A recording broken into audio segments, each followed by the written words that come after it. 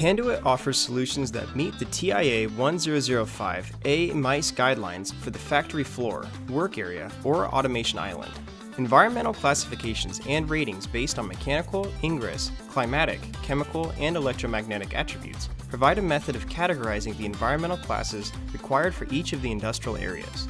Panduit's offerings include industrial net, M12 Cat5e, and Cat6a cable assemblies, pre-configured network zone enclosures with various Ethernet, fiber, power, and cooling options, industrial uninterruptible power supplies up to 4 loads up to 100 watts, and modular connector plugs and adapters.